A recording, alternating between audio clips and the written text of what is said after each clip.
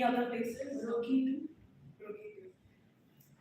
It's a famous cliche quote that you could hear from movies, a song, probably a speech, or just a family member is talking to you randomly. And all of them have the same reason in particular of why they think of life as a roller coaster.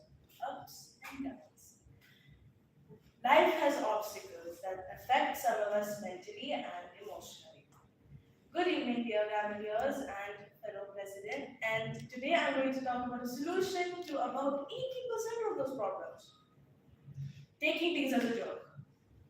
Now, did I have a drink before coming here? No, just a glass of water. But hear me out. I'm not asking you to throw your responsibilities out of the window and live in a constant state of vacation. I know we all wish for that. But it's about changing the way we think of problems so that we can live a more positive life. And for that, how do we activate this very Zen mindset? Because I know that none of us are like that one very wise turtle from Kung Fu Panda. There are 4 steps to do so. One of them, you shouldn't overthink.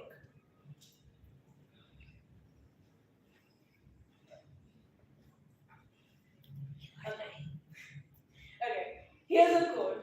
Remember that the most dangerous prison is the one in your head. Now, all of us have our regrets. They could be from words we've heard from people that are hurtful because of a mistake we made, or it could be a bad consequence of an action we've done before. Now, you need to also remember these regrets you have, all of these mistakes that you're remembering, thinking about, sad about, it's just a tiny fraction of your actual life. So you really don't need to think too much about it if it's not going to be that relevant later. Just like that one Gen Z slang that everybody uses. It's not that deep. So why think of it too much if it's not relevant? And these overthinking things, it activates the notorious what if, why, how, and it makes problems that seem like a small brainy frog turn into a big flood. So, how do we avoid that? That's where the second step comes. You focus on the present. Life is like a game. Another quote. Is anybody familiar with it? No. Life is like a game. No. It's from a movie, I think. So imagine, imagine life as a giant game of charades. Now, for example, every missed gesture, if I take it as a personal failure, I'm gonna hate the charades game for the rest of my life. And but instead, if I laugh at those tiny mix-ups and the silly moments, the game is suddenly a blast. Now, think of kids. They literally don't do anything to stress themselves out. They just invent games, play them, and laugh at their own goofiness. And I think that we should have a bit of that childlike spirit. As we grow up, all of us try to fit in the standards that are kept for us. Every expectation, every prediction kept for us. You need to study, you need to get an A plus, and if I get a B, then I'm a failure. We need to stop that. We need to have some of the childlike spirit to just calm ourselves down a bit.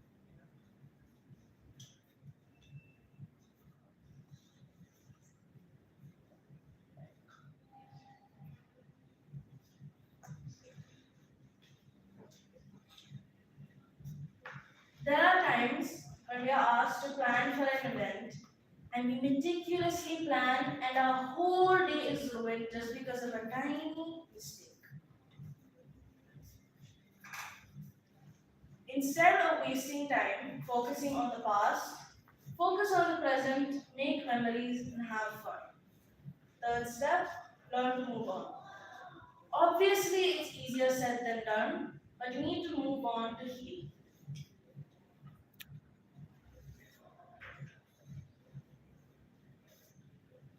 Obviously, we react to problems with fear and overthinking. But after a while, it's healthier to let go and not prioritize that mistake anymore. Please, just have no more stress. And four, if it isn't funny, then make it funny. It's an impromptu idea. I had like 5 minutes before coming here. I made a 10-minute speech about my fear of heights, where I stood on a cliff a few meters above the water, and after jumping, I realized the fear I had was very dumb.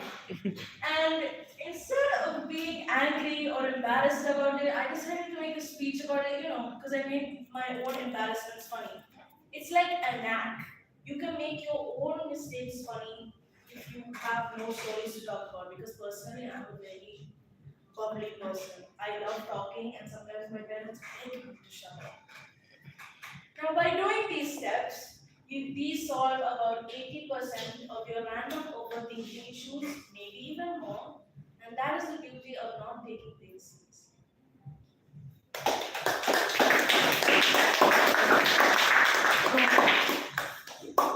Shake hand. seriously. Wait, why did you come there? I forgot.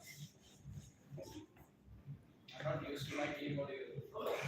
So, let's call upon our next Gavelier, next speech Gavelier, Baisha, for his Project 3 speech. Please give a round of applause. Ladies and gentlemen, have you ever wondered how to plan a party nicely? Like Jana said in her speech, you know, have you ever meticulously planned a party, but it got ruined because you didn't plan it right or something? Well, today I'm going to teach you how not to do that. My topic is going to be how to plan a party. Now, the first step, obviously, is coming up with a guest list, ensuring that people who don't see eye to eye are not invited here. You see, we want a fun party and not a WWE match.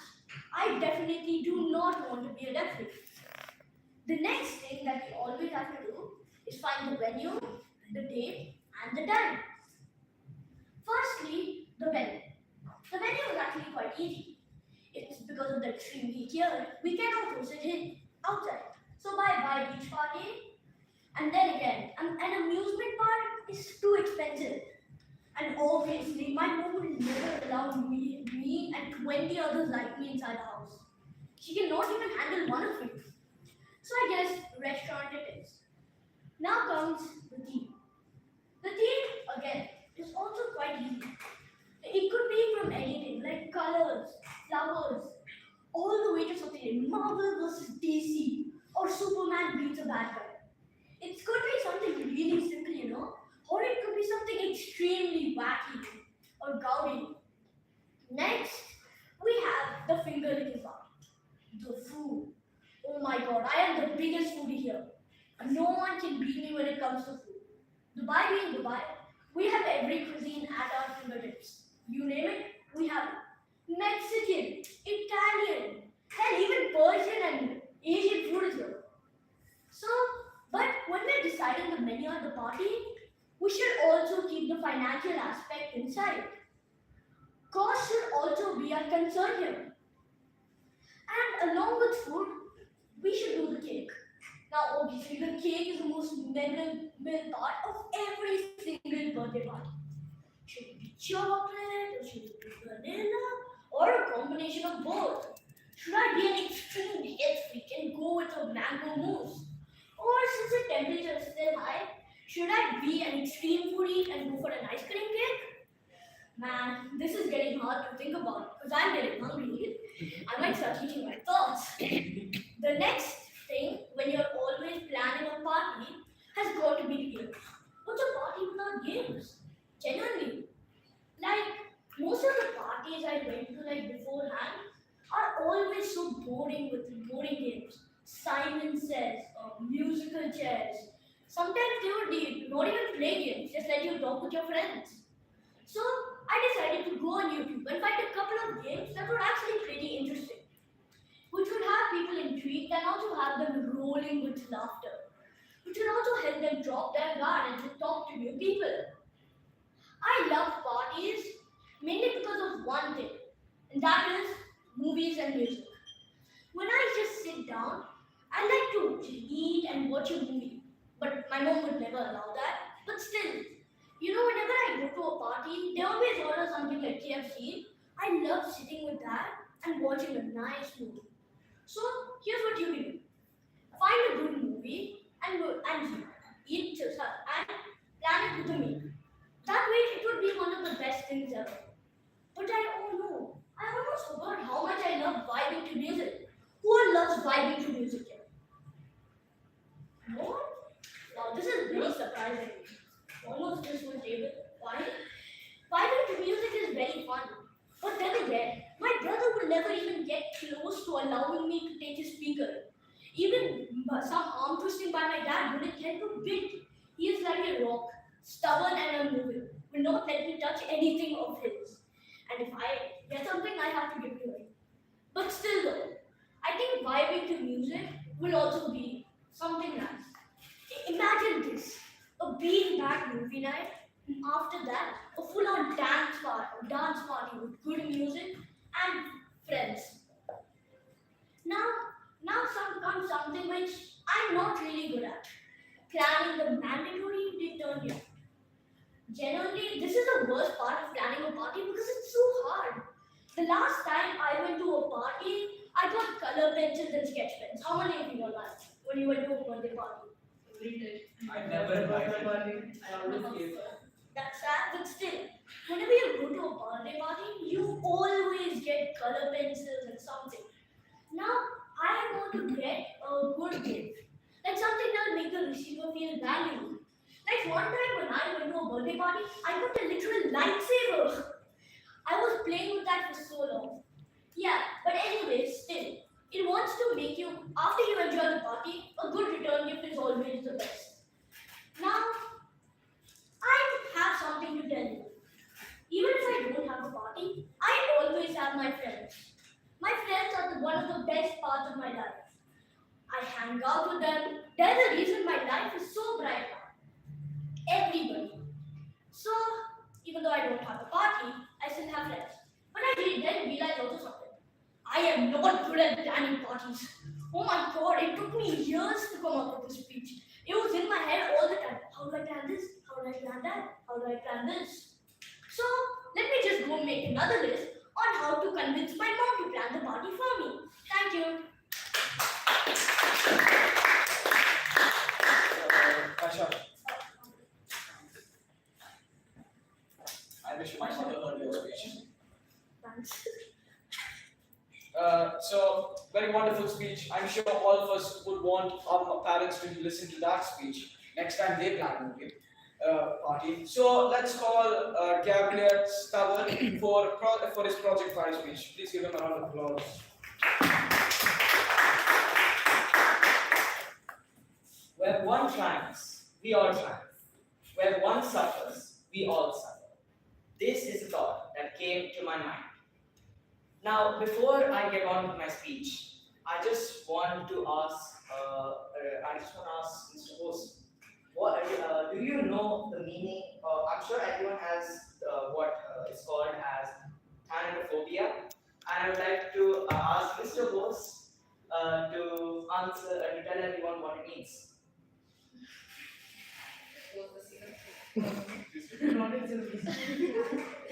You know what it means? Can you please repeat? Phobia. See, I have a fear of not telling the fear. meaning, so. But that's a shame. Is it the fear of dying or losing something? Yeah, that's correct. And well done for you. Shame on you, Mr. Host. But with that being said, I'm sure that we all have a few people in our life whom we love the most. Whenever these people are in any kind of plight, we want to help them in any possible way during their difficult times. This is the story of every human being in this world. But then there are a few people or organizations that stand out to the lot and support even the unknowns. One such global organization is the Sight Savers, based in the UK. In underdeveloped countries, many people lose their eyesight and go blind due to the lack of medical attention. Fortunately, to the relief of them, the Sight Savers work to improve the medical facilities in those underdeveloped countries Sight Savers is a non-governmental organization working in more than 30 countries to prevent avoidable blindness and promote the rights of people who are specially able. This organization was founded in the year 1950 by Sir John Wilson in the UK to help people in the poorest of countries to see again. Since then, the organization has actively supported more than 7.3 million eye restoring cataract operations from 1950 to 2018. And get this, in April 2021, the World Health Organization announced that trachoma had been eliminated as a public health threat from Gambia due to the efforts of the Sight Savers. Isn't it truly wonderful? Apart from this, the Sight Savers also encourage parents, schools, other organizations that support people with special abilities, and the government to support specially able people. They are helping specially able people to get jobs, good schooling, good healthcare, and full inclusion in society without being left out. For the education, they talk with governments and local bodies to assign representatives and support these representatives to encourage parents to send specially able children to school. They also ensure special practical tips to both the parents and teachers to support specially able children in school. This is yielding successful results in both Kenya and Nigeria. Now, the next big thing that the Sight Savers are into are jobs and employment.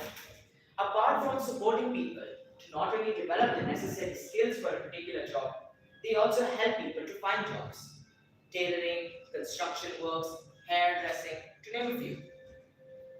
This is their success story in Uganda, and it is truly something to be proud of.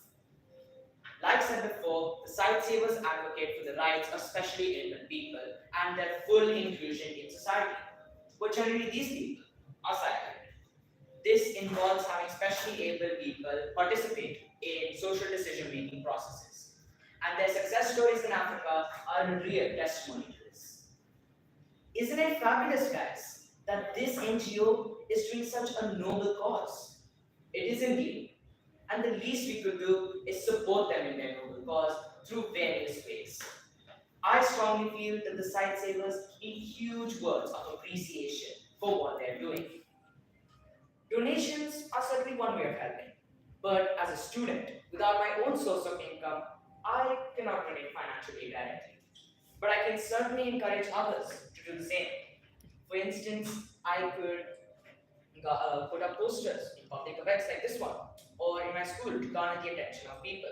I can spread information about their gracious works to different adults who can donate for me.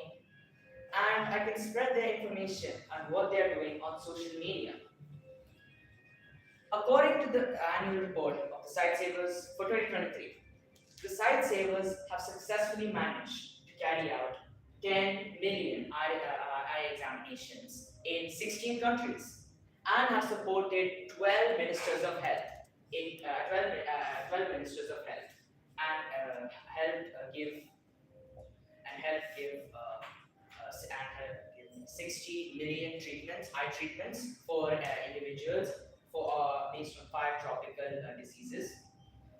And this shows that they have only been progressing ever since 2022. They've also had 48,000 people sign their petition for supporting people with special abilities and calling for urgent action. So you see, people, the Sight Savers are on a mission, and I have taken a pledge to support that mission. And I hope you do too after my speech. Thank you. So basically, it's that. Nice. Very quick. Everyone ignores you. So let's go on our last speaker of the day, Gavel speaking. Please give him a loud round of applause. Ahmed? I think is it theme speech? Okay, so it's theme speech. 3, 2, 1, go. Good afternoon, everyone. Good afternoon. Today I'll be diving into a topic that everyone's going to laugh about and others they're going to cringe about it. And it is phobia! Today I'll be talking about phobias. And in this list, I'll be including my phobias as well. I have not one, but two phobias. And oddly enough, they both involve water. So what are phobias? You guys have any answers? Yes? Start from you. It is phobia is fear of something. Okay. I have a phobia. Just the name He's of asking phobia. the meaning of phobia. Meaning. Understood. So phobias are strong irrational fears that don't help people in any way, disturb them, it's life-threatening, and it's your brain's way of saying, I have a problem with myself. So there are mainly three types of phobias.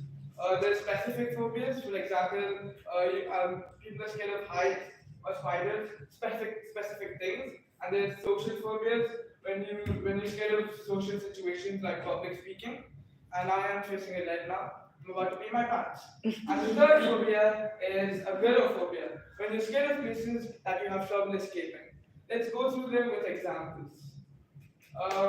So you guys have to guess which phobia I'm talking about right now.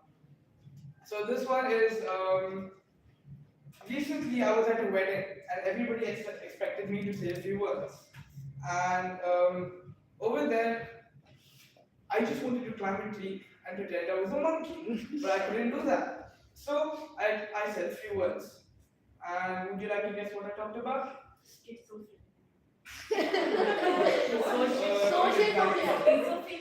No, I talked about why the ladoos near my house are the best. Yeah, from the stores near my house. And everybody really got encouraged by my speech.